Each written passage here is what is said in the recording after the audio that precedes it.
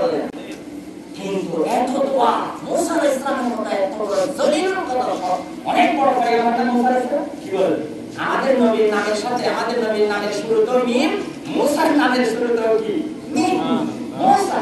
এটা মুহাম্মদ মুসা দাউদ ঈসা ফামুন তামুন যাইদুন আসা।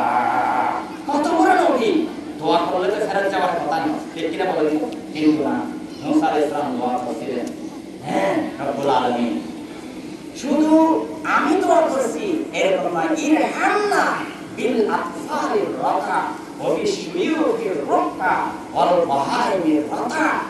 ও আল্লাহ, ছোট ছোট ছেলেরা এত দোষ নাই, হ্যাঁ বুড়া বুড়ি যারা শক্তি হারিয়ে ফেলেছে, অপরাধ করার শক্তি নেই, এদের তো দোষ নাই, এরা তো সবচেয়ে বেশি আল্লাহমুখী আত্মীয়মুখী, ঠিক না? আশ্চর্যস্পদ গরু ছাগল, এদের কি কোনো দোষ আছে? এদের জন্য কি কোনো বিধান আছে? বিধান নাই তো। অতএব আল্লাহ এদের উসিলায় মুসা আলাইহিস সালাম গেছেন, এই ছোট ছোট ছেলে গরু ছাগলের উসিলায়, জীবজন্তুর উসিলায়, বুড়া বুড়ির উসিলায় আল্লাহর কাছে দোয়া করছেন, মানের জন্য দোয়া করছেন। আল্লাহ বলেন যে না, ইন্না ফীকুম আবদান ইউমারিদুনি বিল মাসিয়াতি মুনযু 40 সানা। মুসা তোমার দোয়া নট অ্যাকসেপ্টেড। কেন?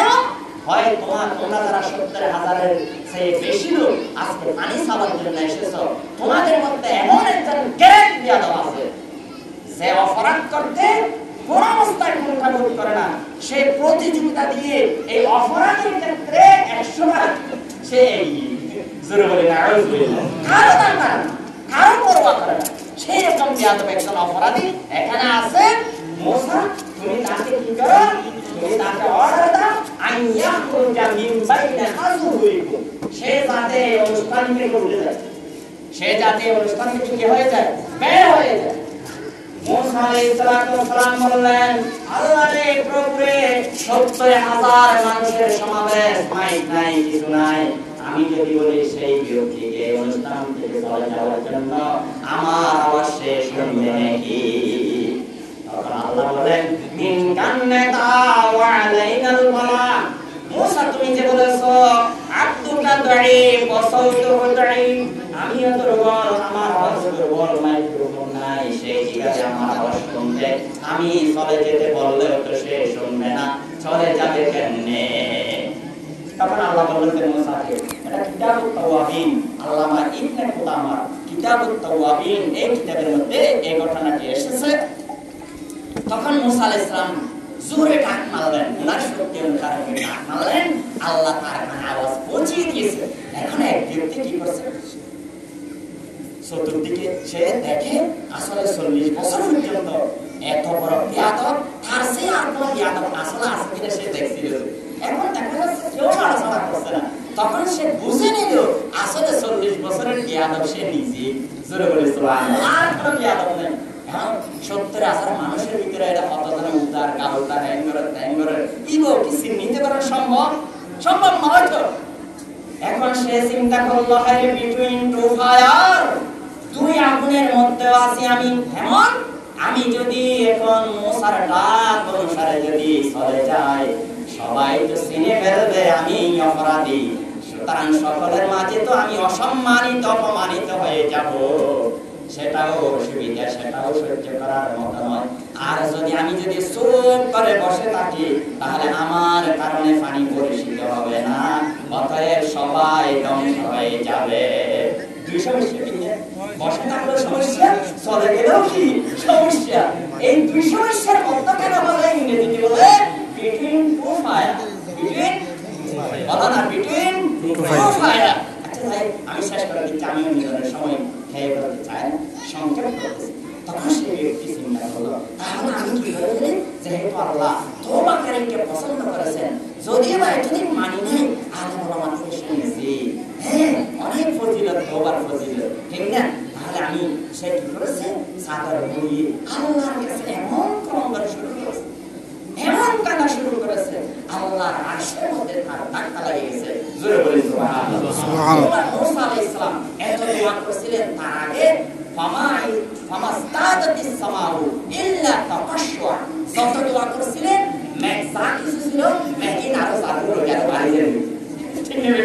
এখন যখন সেই ব্যক্তি যখন অনুনয় বিনয় করে আহাজারি করলেন, কান্নাকাটি শুরু করলেন, তখন আস্তে আস্তে মেঘমালা এসে সেই অনুষ্ঠানের মধ্যে দেখছেন মুষলধারে বৃষ্টি নাযিল করে দিলেন। তখন আল্লাহর কাছে মুসা বললেন, আর এই ঘটনা কি? ঘটনা কি? ঘটনা হলো সেই ব্যক্তির কারণে বৃষ্টি বন্ধ ছিল, সেই অপরাধীর কারণে, সেই অপরাধী যেহেতু এখনই তওবা করে সংশোধন হয়ে গেছে, ভালো হয়ে গেছে, অতএব সেই ব্যক্তির কারণে পানি বন্ধ ছিল, সেই ব্যক্তির কারণে পানি আমি নাযিল করে দিলাম। আল্লাহু আকবার। নামাজ না পড়ার অপরাধ, মা বাবার সাথে সম্পর্ক ছিন্নের অপরাধ, ভোট ডাকাতির অপরাধ, আরেকজনের অধিকার নষ্ট করার অপরাধ, যত জাতের অপরাধ আছে, শরীয়ত অপরাধ, সামাজিক অপরাধ, রাষ্ট্রীয় অপরাধ, আপনি আর আমি যদি তওবা না করি, কোনো না কোনো সময় এমন ভাবে রশির ভিতরে আমরা আটকে যাব। খবর আছে, খবর আছে। হ্যাঁ, মুসা আলাইহিস সালাম আল্লাহর কাছে বললেন, বারিলাহি ৭০,০০০ লোকের ভিতরে সেই ব্যক্তিটাকে আমি একটু চিনতে চাই, যার এই মুহূর্তে তওবার কারণে বন্ধ পানি আমার চালু হয়ে গেল, সেই ব্যক্তিকে একটু বারিলাহি আমি কি একটু চিনতে পারি না, আমাকে একটু জানালে তো খুশি হতাম। আল্লাহ বললেন, না না, কোন অপরাধীকে এত বছর অপরাধ করেছে তাকে আপনি আপনার কাছে, আমি আপনার কাছে জানাইনি। এত বছর অপরাধ করেছে, আমি আল্লাহর কুদরতি বুকের ফাটটা এত বড়, কত বড় অপরাধ করেছে, সেই অপরাধ ওয়াহু আনকাসির, আমার নাম গফফার, জব্বার, ঠিক কি না বলেন? গুনাহগারম গুনাহগারম গুনাহগার, তো গফফারম তো গফফারম তো গফফার। আমি গুনাহগার হতে পারি, আল্লাহর নাম তো গফফার, গাফের, গফুর, ঠিক কি না বলেন? আল্লাহর নাম কি? গফফার, গাফের, গফুর। তিন জাতের শব্দ আছে। তিন জাতের কি আছে? শব্দ আছে না? গফফার, গফুর, গাফের।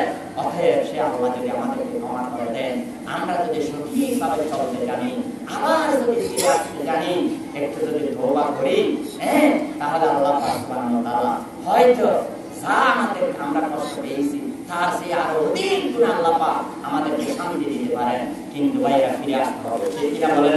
আজকে আগামীকাল ফজরের নামাজ, এই যে আপনাদেরকে এখানে পাওয়া হবে ফজরের নামাজ, আপনারা কি এই মসজিদের প্রতিবেশী সবাই? বাহিরের মানুষ কয়জন এসেছেন? আপনারা যারা এই মসজিদের প্রতিবেশী, কারা কারা হাত তোলেন? হাত নামান। আপনি কোন ওয়ার্ডের মানুষ, একটা আপনার পরিচিতি থাকে, ঠিক না? তদ্রুপ আপনি কোন মসজিদের প্রতিবেশী, আপনার একটি পরিচিতি থাকতে হবে, এবং সেই মসজিদের ফজরের নামাজে আপনি থাকেন কিনা কাল কিয়ামতের মাঠে ইমাম সাহেবের কাছে রেজিস্টার তলব করা হবে, ঠিক না? কেমন করে ঘুমাও তুমি, কেমন করে ঘুমাও তুমি, ফজর করে কাজা, এমন তো হতে পারে জোহরেতে জানাজা, এমন তো হতে পারে জোহরেতে জানাজা। ওয়া আখিরু দাওয়ানা আলহামদুলিল্লাহি রাব্বিল আলামিন। আসসালামু আলাইকুম ওয়া রাহমাতুল্লাহি ওয়া বারাকাতুহু।